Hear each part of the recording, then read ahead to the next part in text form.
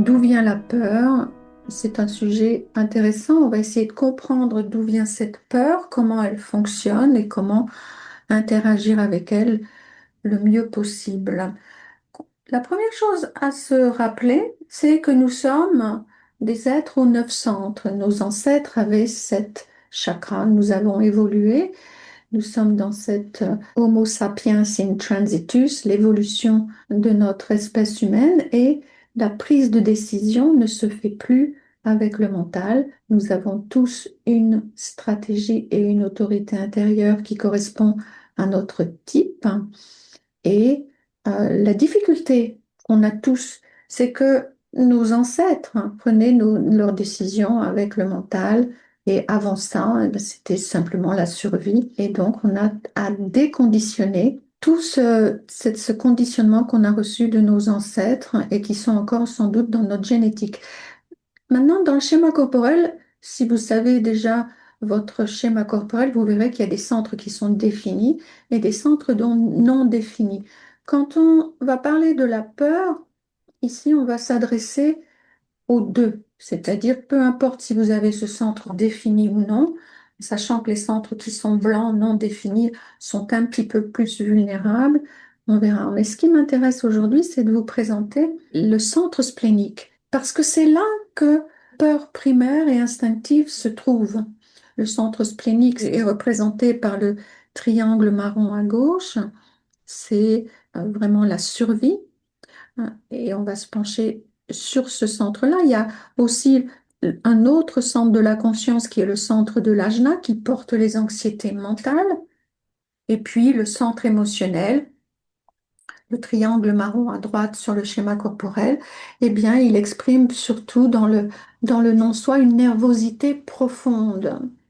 Aujourd'hui, nous allons nous concentrer sur les peurs du centre splénique. Pourquoi? Parce que le centre splénique incarne les peurs instinctives, surtout celles qui sont liées à la survie. Donc, on va essayer de regarder ça. On va se concentrer sur les peurs du centre splénique. Maintenant, quand le centre splénique est non défini, il peut ressentir constamment un ressenti d'insécurité. Mais ça ne veut pas dire qu'il ne peut pas être en bonne santé. Il suffit de suivre sa stratégie et son autorité intérieure pour trouver un équilibre par rapport à ça. Il peut aussi avoir tendance à s'accrocher, à s'attacher à ce qui semble lui offrir une sécurité temporaire. Donc c'est vrai qu'il y a une vulnérabilité dans le centre splénique non défini. Et bien sûr, quand on a une vulnérabilité, il y a toujours des risques et des pièges à éviter. Mais la peur, elle se situe de toute façon au niveau du centre splénique, dans les portes, dans les différentes portes du centre splénique que je vais vous présenter. On va voir qu'il y a 7 portes qui sont dans le centre splénique. La porte 32, c'est la peur de l'échec. Donc, on peut avoir, qu'il soit blanc, qu'il soit défini ou pas, peu importe. La porte 32, elle a peur de l'échec.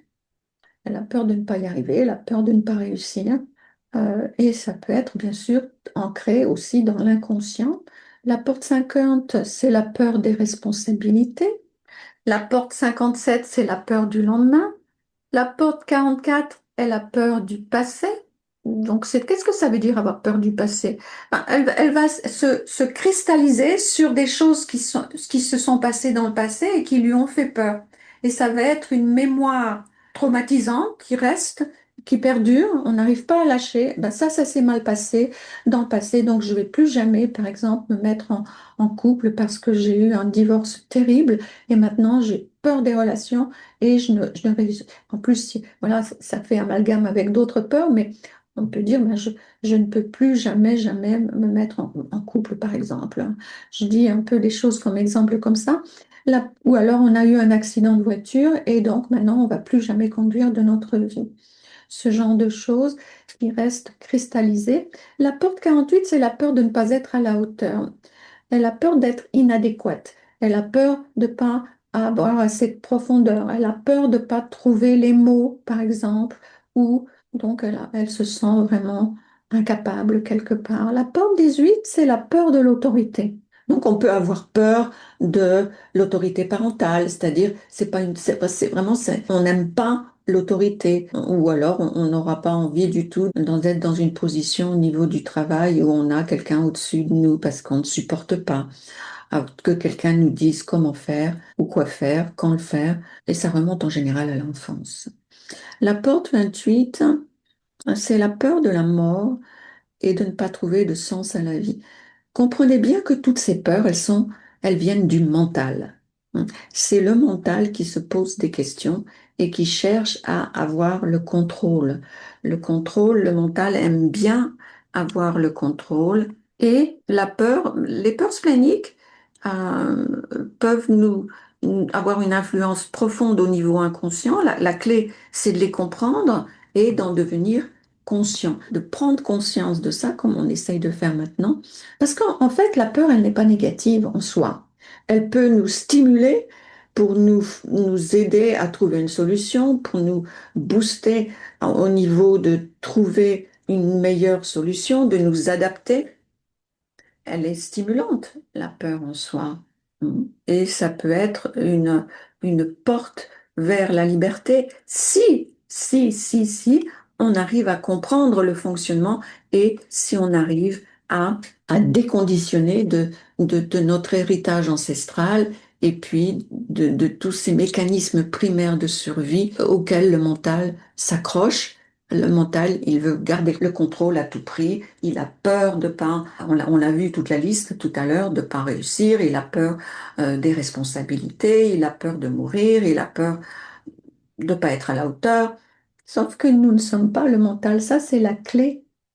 C'est une clé essentielle dans dans cet travail de compréhension. C'est de comprendre que nous ne sommes pas le mental. Le mental est un outil précieux qui nous sert à analyser, mémoriser, trouver l'inspiration, conceptualiser, comprendre. Et là, la clé pour nous tous, c'est d'observer ce mental qui va à tout prix vouloir garder le contrôle et rester coincé dans cet système de peur. Alors que si on devient observateur, eh bien la peur, elle peut nous aider à grandir, elle peut stimuler notre intelligence, elle peut nous pousser à développer de nouvelles conséquences, elle peut nous aider à assumer nos responsabilités. On sait aussi que grâce au design, si vous connaissez votre type, votre stratégie, votre autorité intérieure, vous avez le privilège et la chance d'avoir un outil de prise de décision qui va vous aider à prendre des décisions correctes. La survie, elle est assurée par la prise de décision correcte, pas par la peur. Et là, la peur, elle peut agir comme un guide, non pas comme une prison. Bien sûr, ça demande une prise de conscience. Et c'est pas en faisant un effort. C'est ça qui est la clé la plus importante à mes yeux, c'est que ça ne demande pas un effort disciplinaire. Ça demande seulement un regard observateur. Comme quand on observe un enfant, eh bien, l'enfant, en général, il reste plus calme si on l'observe que quand on ne l'observe pas. En fait, le mental, il a l'âge de maturité d'un enfant de 5 ans. Donc, important de ne pas s'identifier à la peur, c'est le mental qui s'identifie. C'est ça le piège. Et c'est ça le cœur de cette compréhension pour ce sujet d'aujourd'hui, c'est que le piège, c'est vraiment de s'identifier à la peur, de s'identifier au mental qui, lui, eh bien, reste coincé dans la peur. La clé, c'est de ne pas oublier d'être présent, d'être le témoin observateur qui regarde, qui observe.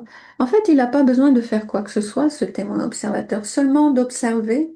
C'est simple, ce n'est pas parce que c'est simple que c'est facile. L'antidote de la peur, c'est la prise de conscience. Et la prendre conscience, c'est seulement observer sans jugement. Ça nous permet d'arrêter de nous identifier à la peur.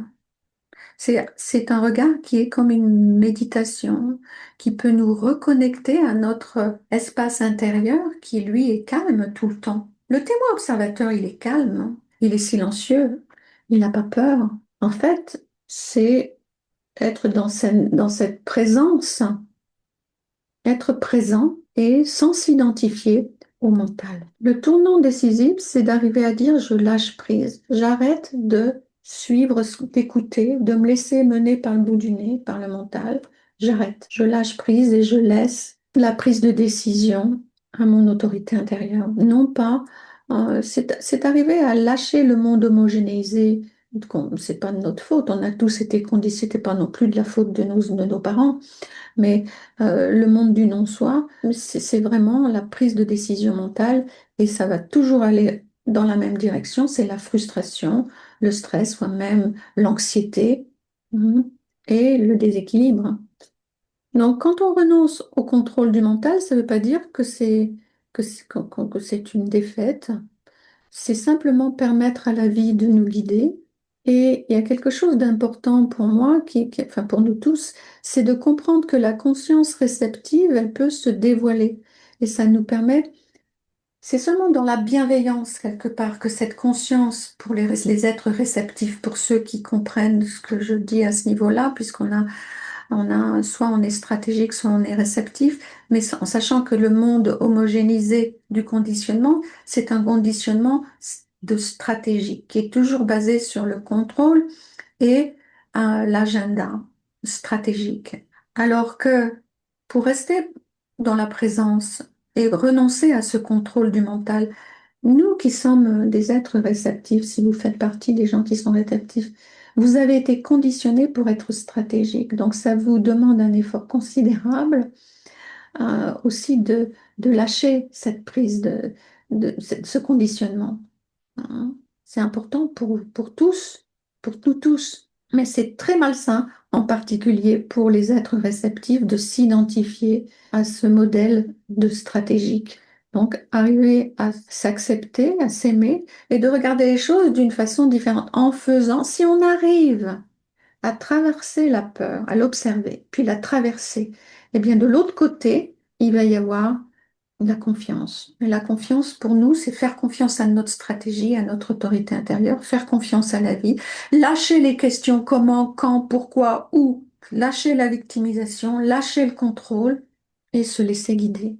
Maintenant, si vous êtes stratégique, bien sûr, vous avez naturellement un agenda, c'est correct pour vous.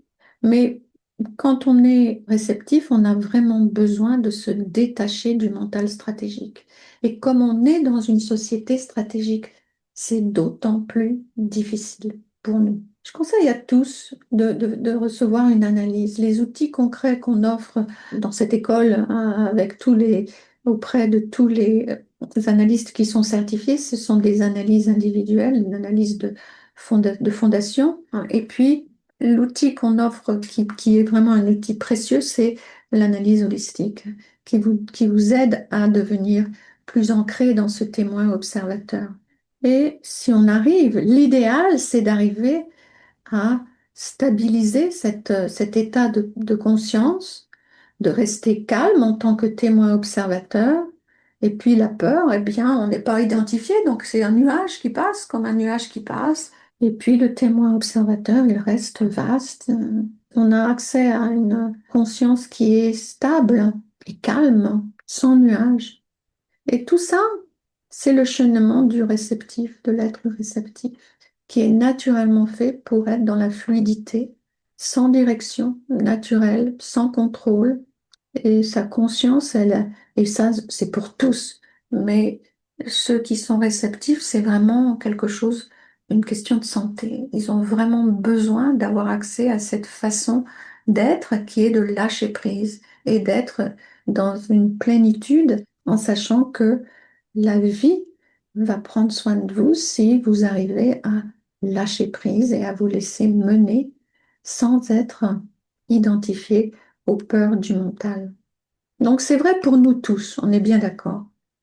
Mais j'ai voulu un petit peu insister sur les gens qui sont réceptifs ici. Maintenant, si vous ne savez pas de quoi il s'agit, vous pouvez approfondir au niveau de votre recherche intérieure. Les conseils pratiques qu'on vous donne ici, c'est cesser de forcer les choses. Ça ne demande pas plus d'efforts que d'être ancré dans notre stratégie et notre autorité intérieure. Demandez votre carte, elle est gratuite si vous ne savez pas votre type et ceux de vos enfants, hein, ou de vos proches. Arrêtez de prendre des décisions mentales. et tout va se stabiliser plus naturellement. On n'a plus besoin de pousser, de contrôler. Encore une fois, euh, la peur, elle existe parce que le mental veut contrôler les choses. Et ça provoque une contraction. La peur, elle provoque une contraction dans notre corps. Alors que quand on lâche prise, eh bien, ça ouvre, c'est une expansion. Donc, on a soit une contraction, c'est la peur, si on est plus dans le lâcher prise, l'acceptation, la bienveillance quelque part, la confiance, c'est peut-être le mot que je cherche, eh bien, il y a une expansion. C'est la fin de notre épisode. Merci de votre écoute. Nous vous invitons à visiter le site de l'École de Design Humain France où se trouvent toutes les informations sur les prochains cours. Il y a aussi le rapport de synthèse. Vous pouvez y accéder. Vous pouvez obtenir votre schéma corporel gratuitement. Vous pouvez aussi visiter le blog et là se trouvent les épisodes, de nombreux épisodes de podcast, des vidéos et aussi sur le site de l'école. N'oubliez pas de consulter le registre des professionnels. À bientôt!